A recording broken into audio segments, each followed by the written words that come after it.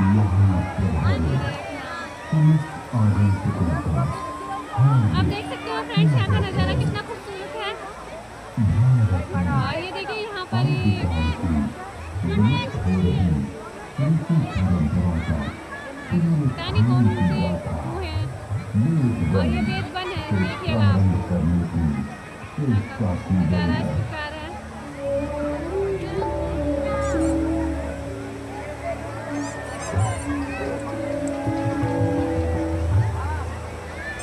ये वे देखिए फ्रेंड्स। परमपिता परमात्मा की पवित्र वाणी जो सृष्टि के प्रारंभ में मानव मात्र के कल्याण के लिए नई से नई अग्नि, आकृति बनी हुई आ रही है, देखिए फ्रेंड्स वायु, कितना खूबसूरत है, ये देखिए। आदित्य, अंगिरस इन चार ऋषियों के पवित्र अंतःकरण में उद्भूत हुई। आप देख सकते हो। तत्व ज्ञान की दृष्टि से वे एक है, किंतु विषय विभाग की दृष्टि से इसे चार भागों में बांटा गया है। ऋग्वेद, यजुर्वेद, सामवेद और अथर्ववेद। ऋग्वेद में ज्ञान का विषय, यजुर्वेद में कर्म का विषय, सामवेद में उपासना का विषय और अथर्ववेद में विज्ञान का विषय है। विश्व साहित्य का प्राचीनतम ग्रंथ वेद है। मानव जाति के प्राचीनतम ग्रंथ होने के कारण उस समय की सभ्यता, संस्कृति, आचार विचार और कर्तव्य आदि को जानने का स्रोत वेद है। भारतीय दर्शन, साहित्य, ललित कला, संगीत, ये यहाँ पर भोलेनाथ की आकृति आई थी अभी। गीत, और ये ज्ञान राशियाँ हैं, राशि विज्ञान, फल आप देख सकते वेदों हो।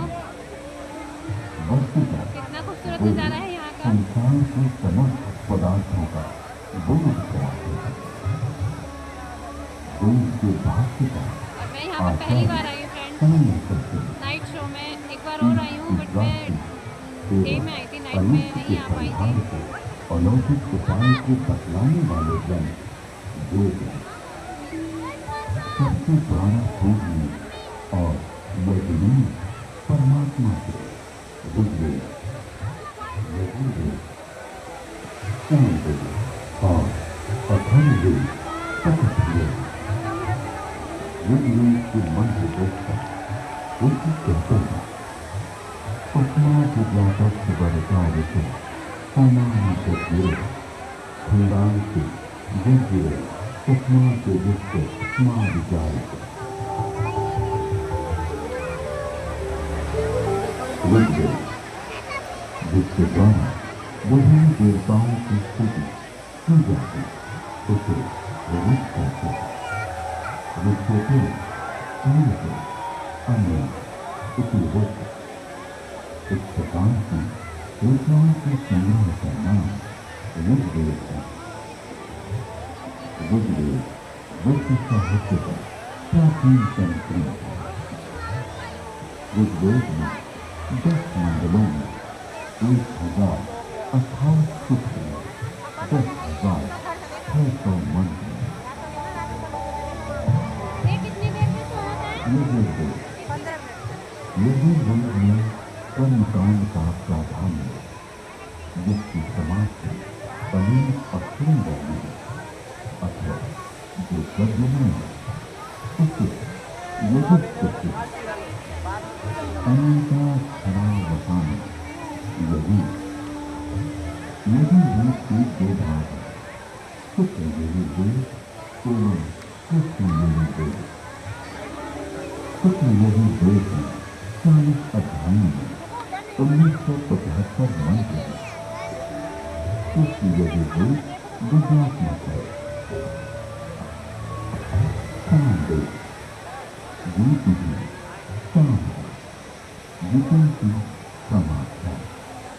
संगीत इसका मूल उद्गम सामवेद है। सामवेद में दो भाग हैं, पूर्वार्ध एवं उत्तरार्ध। सामवेद में 1875 मंत्र हैं। अथर्ववेद, अभिप्राय मंत्रों का ज्ञान अथर्ववेद में है। इसमें आयुर्वेद का विस्तृत विवेचन हुआ है।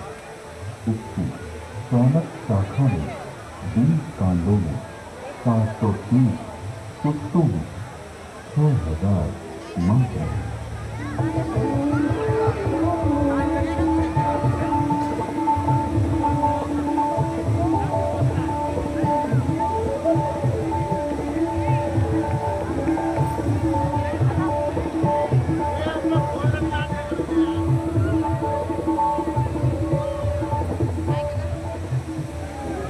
प्राचीन काल में वेद सूफी परंपरा से अक्षुण्ण रहे।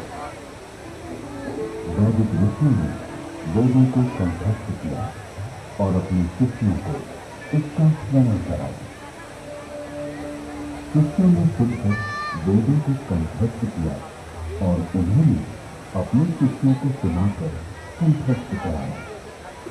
इस प्रकार सूफी परंपरा से वेद अक्षर बने रहे।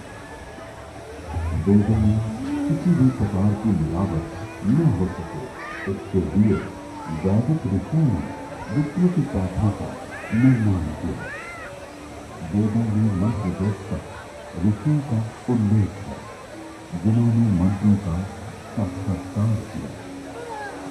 इस परंपरा में सप्त ऋषियों का विशेष महत्व बतलाया गया है। सप्त ऋषियों का यह सूत्र उपनिषद एवं पुराण में मिलता है। ये 7 ऋषि हैं: वशिष्ठ, विश्वामित्र, जमदग्नि, भारद्वाज, अत्रि, गौतम, अगस्त्य। वेदों में अनेक ऋषिकाओं का भी उल्लेख है। इन ऋषियों की परंपरा का अनुसरण करने वाले ऋषियों ने भी उन्हीं नामों को धारण किया।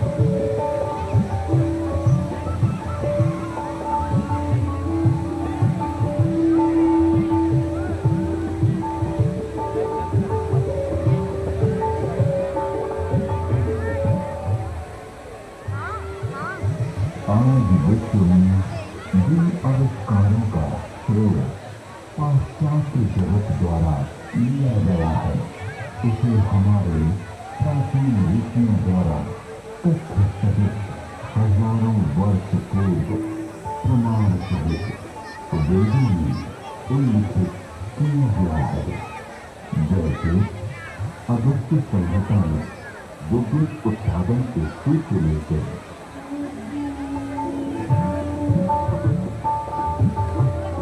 एक मिट्टी का पात्र ले, उसमें ताम्र पट्टिका, कॉपर की डाली तथा कुछ ग्रीवा कॉपर सल्फेट डाली, तो बीच में गीले कांच पान से रस सौदस्ट लगाए, ऊपर पारा, मरकरी तथा 10 लौंग डालें। इस तारों को मिलाएंगे तो उससे मिश्र वर्ण शक्ति फलस्थिति का उदय होगा। अगस्त्य संहिता में विद्युत का उपयोग इलेक्ट्रिक वजन के लिए करने का भी निर्णय मिलता है।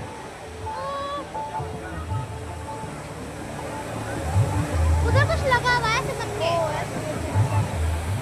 अतः अगस्त्य को उद्भव दासी भूम भी कहते हैं।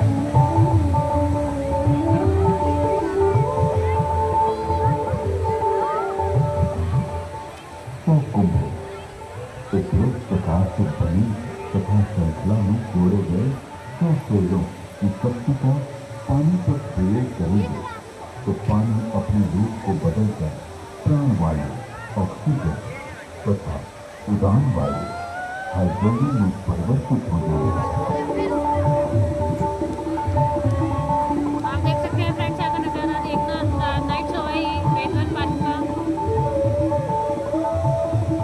मेरी आवाज़ तो यहाँ पर स्पष्ट नहीं जा रही क्योंकि यहाँ पर साउंड इतना तेज बज रहा है, बहुत ज़्यादा साउंड बज रहा है। स्वर्ण अथवा रजत के लेप को शक्ति कहा जाता है। लोहे के पात्र में शीशक जग तेजाब का घेर इसका सानिध्य पाते हैं। लगातार सोने या चांदी का नल ताम्र को स्वर्ण या रजत में ढक लेता है। स्वर्ण से युक्त उस ताम्र को सात कुंभ अथवा स्वर्ण कहा जाता है। विद्युत आधुनिक नौका चलन और विद्युत वहन, संदेश वहन आदि के लिए जो अनेक बारीक तारों की बनी मोटी केबल या डोर बनती है, वैसी प्राचीन काल में भी बनती थी, जिसे रज्जु कहते थे।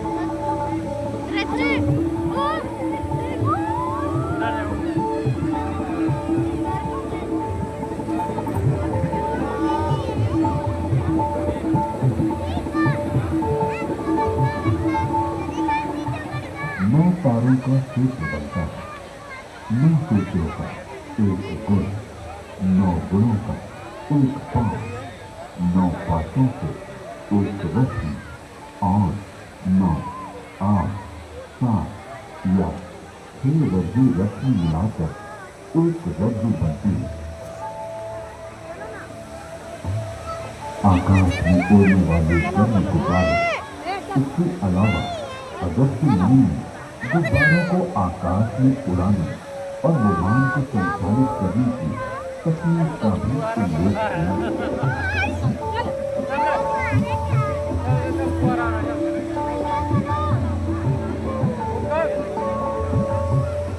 उड़ान वायु हाइड्रोजन को वायु प्रतिबंधक वस्तु में रोका जाए तो यह विमान विद्या में काम आता है। यानी वस्तु में हाइड्रोजन पक्का बांध दिया जाए तो उसमें आकाश में उड़ा जा सकता है।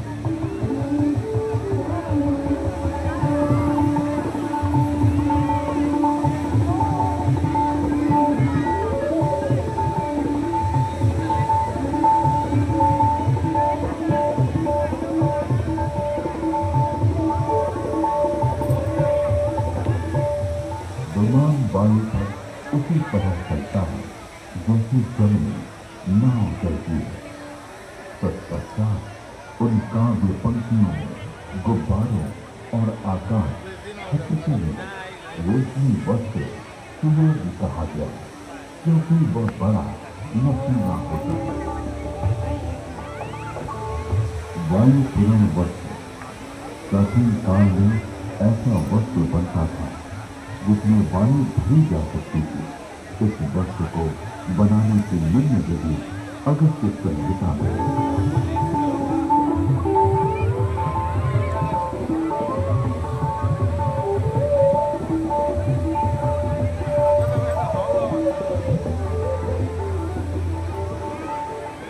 पृथ्वी का सूर्य की परिक्रमा करने का वर्णन ऋग्वेद, यजुर्वेद और अथर्ववेद के मंत्रों में मिलता है।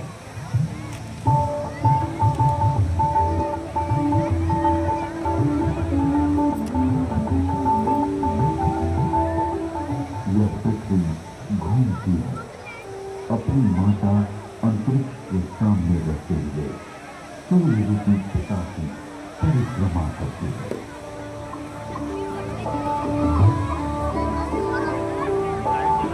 पृथ्वी, चक्र, सूर्य, कृष्ण की प्रदक्षिणा करती है। ऋग्वेद में जल की उत्पत्ति यानी H2O का उल्लेख है।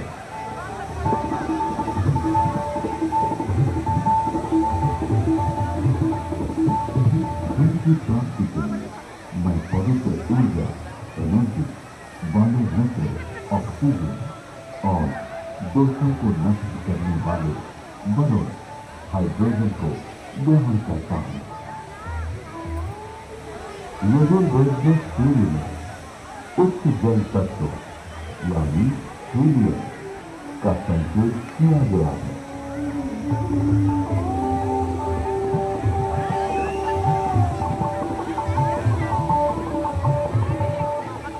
उच्च शक्ति से युक्त हाइड्रोजन जो कि हीलियम के रूप में है, सूर्य में है। सूर्य के चारों ओर गैसों के समूह का उल्लेख ऋग्वेद में है।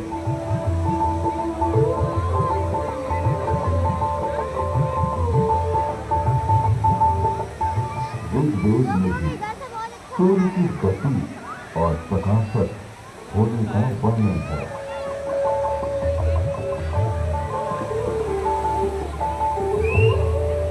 हे सूर्य, तू ऐसे वेद से जो कि मनुष्य के ज्ञान से बाहर है, सबको दिखाई देता हुआ सदा चलता रहता है।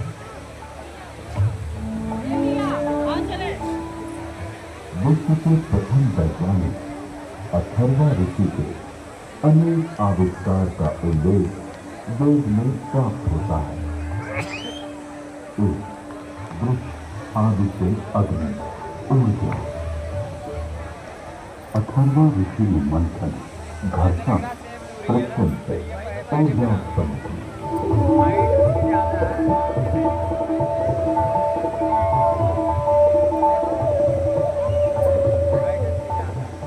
अरण्य नामक वृक्ष की लकड़ी अग्नि।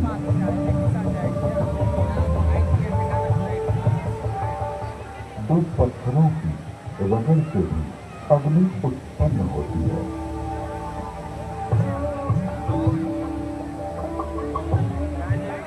दूसरा, जल मंथन से अग्नि हाइड्रो इलेक्ट्रिक हाइडल। अथर्वा ऋषि ने तालाब के जल से मंथन फ्रिक्शन के द्वारा जलीय विद्युत हाइडल का आविष्कार किया।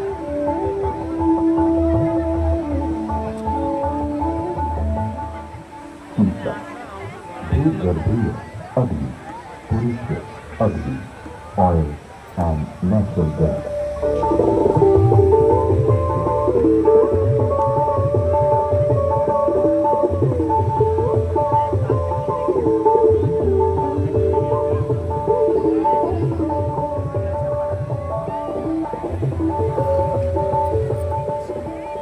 अथर्ववेद में सूर्य के पदार्थों के प्रकाशित होने अर्थात वर्ण, कलर प्राप्त होने का वर्णन है।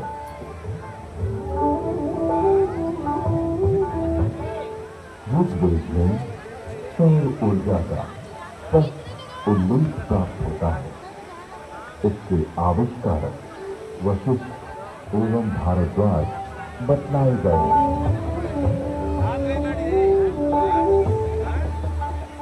ऋग्वेद में सूर्य की घातक किरणें अल्ट्रावायलेट रेज का वर्णन है।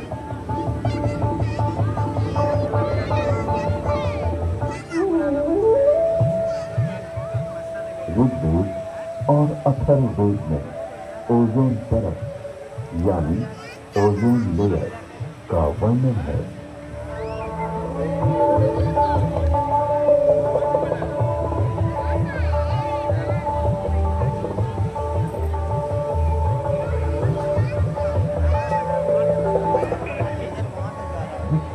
गर्भस्थ शिशु की रक्षा के लिए उल्ब, जार के झिल्ली परत मेम्ब्रेन होती है, उसी प्रकार पृथ्वी रूपी शिशु की रक्षा के लिए परमात्मा ने एक महज उल्ब ओजोन परत की रचना की है। ये स्थगित स्थूल रूप वाला है। उसका स्वरूप स्वर्ण के समान दिव्य आभामय है।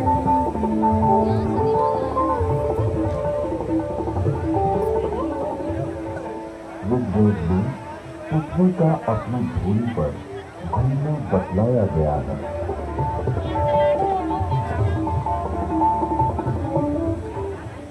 पृथ्वी की 7 परतों यानी सदा का उल्लेख ऋग्वेद में है।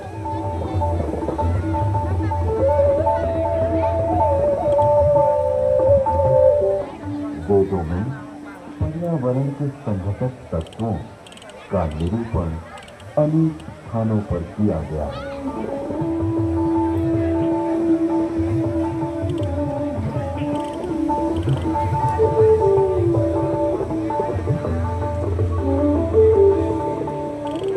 जल, वायु और औषधियां, वनस्पति, ये तीनों भूमि को घेरे हुए हैं और मानव मात्र को प्रसन्नता देते हैं। अतः इन्हें छंदस, छंद कहा गया है। उनके नाम और रूप अनेक हैं, अतः इन्हें पुरुरूपम कहा गया है। लोक को ये तत्व जीवन रक्षा के लिए दिए गए हैं।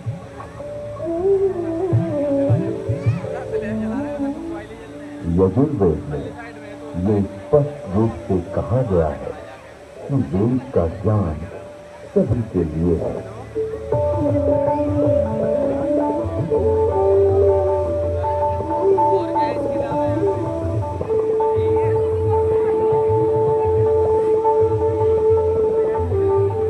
मैं कल्याणकारिणी वेदों की वाणी ब्राह्मण, क्षत्रिय, वैश्य, शूद्र, बल्कि अतिशूद्र आदि सभी लोगों के लिए देता हूं। इसलिए अपने बीच किसी को भी असमान न समझो, किंतु सभी विद्वानों के प्रिय बनने और सभी लोगों को दान देने का यत्न करो और सदा सभी की समृद्धि की कामना करो।